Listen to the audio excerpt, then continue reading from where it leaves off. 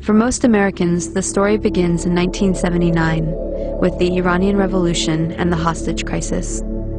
A group of revolutionary university students took over the American embassy in Tehran and held 52 diplomats hostage for 444 days.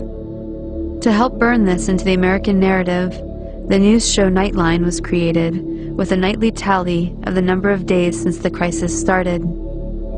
But to really understand, we have to go back to 1953, which is where the story begins for most Iranians. This was the year that the US overthrew Iran's democracy and installed the Shah, a pro-US dictator. In 1951, Dr. Mohammad Mossadegh was the first elected official who was appointed as Prime Minister of Iran by popular demand. He saw that the wealth needed to build Iran was leaving the country because over the past 50 years, its vast oil reserves were under British control at the hands of the Anglo-Iranian Oil Company, later to become BP, or British Petroleum. So Mossadegh became hugely popular for nationalizing the oil industry and taking back the oil. Hugely popular at home, but quite unpopular with the British government. Britain took Iran to the World Court over the matter and lost. They tried to hit Iran's economy by blockading the Gulf and halting trade. They tried to convince the US to assist with regime change, but then President Truman was not interested. However, when US President Eisenhower took office in 1953, Britain was able to persuade him under the Cold War pretext that Mossadegh relied on Iran's Communist Party for power. The newly formed CIA was sent to engineer a coup, codenamed Operation Ajax. Iran's monarch, the Shah, returned to power. He had previously been weakened by the new parliament, a short democratic experiment designed to limit his powers. After 1953, he returned fully backed by UK and US power, and the oil was soon flowing under control of Britain, America, the Netherlands, and France. The Shah became increasingly arrogant, opulent, and autocratic over his 25-year rule. He instilled fear in the population with a secret police known as Savak, created by the American CIA and Israeli Mossad, that tortured and imprisoned those who dared to dissent. He crushed all political opposition. Troops were sent to massacre demonstrators. He pushed a white revolution to modernize and westernize the country, giving women the right to vote and other reforms. But ultimately, he served the elites and created a huge economic gap for the poor masses. Powerful religious leaders saw that he was forcibly trying to rid Iran of Islam in a country that was 90% Muslim. One of the Shah's leading critics, Ayatollah Ruhollah Khomeini, was arrested and imprisoned for 18 months. After his release in 1964, Khomeini was sent into exile for 14 years. From abroad, he continued his anti-US, anti-Shah campaign through sermons on cassette tapes that made their way back into Iran and circulated as people copied and shared them. By the end of the 1970s, things had gotten so bad that major protests and the violence that followed were becoming a regular occurrence. The Shah declared martial law and banned demonstrations. This resulted in a huge protest and a general strike that shut down the economy. Soon over 2 million people flooded a public square in Tehran, demanding to remove the Shah and for Khomeini to return, and that is exactly what happened.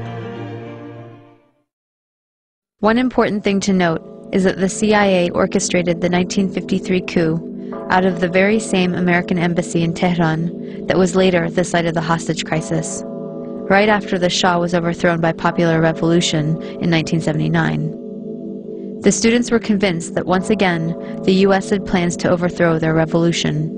In fact, US President Carter did send a NATO general to instigate a military coup, but it failed. Iran and the US had an extradition treaty in force that obligated the Carter administration to return the Shah to Iran as an indicted criminal. The students had 4 demands. Return the Shah to Iran for trial. He had been accepted into America for medical treatment. Return the Shah's wealth to the Iranian people. A promise from the US not to interfere in Iran's affairs in the future. And an apology and admission of guilt by the US for its past actions in Iran. The apology never came, but 20 years later, Secretary of State Madeleine Albright did acknowledge the U.S. role in Mossadegh's overthrow. So Khomeini took power in 1979 and instituted a government under Islamic law. Within a year of the revolution, Saddam Hussein invaded Iran without provocation, seeking control of Iran's oil-rich Khuzestan region and key oil shipping waterways. The resulting Iran-Iraq War from 1980 to 1988 was the longest and one of the most devastating conventional wars of the century. At least 500,000 Iranians were killed.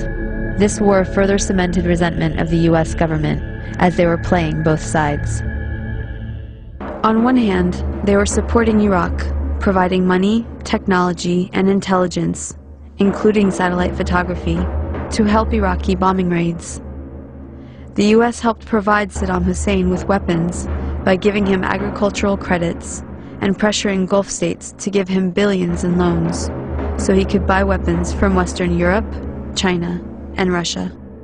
The U.S. Department of Commerce issued licenses to export materials for Iraq's weapons of mass destruction program.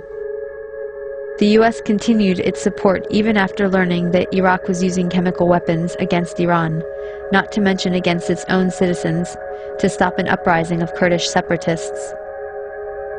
But the imperialist tradition also called for maintaining regional balance of power.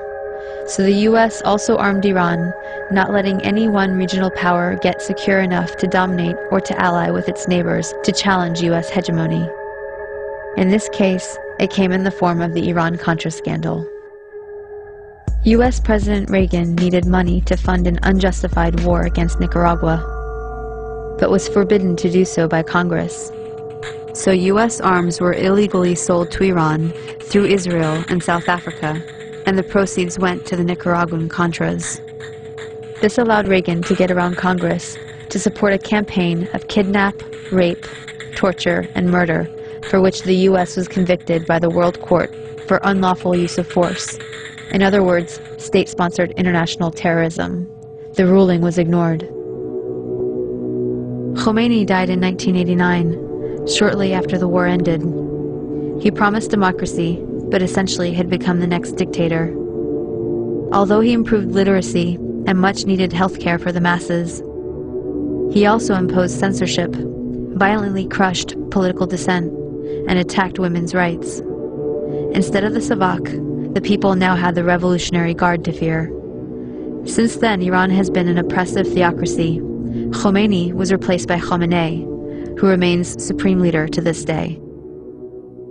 As a test of fairness, we might imagine that Iran invaded and occupied Canada and Mexico, and had aircraft carriers sitting in the Caribbean. Imagine then if Iran had the power to label the U.S. the axis of evil and cut us off from the rest of the world, and then threatened to attack us if we didn't stop generating nuclear power. What if Iran had overthrown the U.S. government 50 years ago and installed a dictator friendly to Iranian interests, who kept it in power for 25 years? At that point, imagine that Christian fundamentalists, who currently represent about a third of the U.S., took power and began ruling under church law, followed by an unprovoked invasion by Canada, supported by Iran and ignored by the UN, in which it nearly destroyed the US. Would it be possible to imagine Iran as liberators? Would Iran be justified in attacking if the US government helped Christian fundamentalists in Canada to take up resistance? Would it be justified to hate and fear all Christians because of the ones that took and abused power in this context? This is not about good guys and bad guys. Both the American and Iranian governments are working against the interests of the people. But the deadly game of chicken was begun by the US, and the US has the power to end it. We should look at our current policies and actions against Iran, look at some better options, and figure out a way to change the minds of the people running our government and prevent another criminal enterprise that will cost many more lives.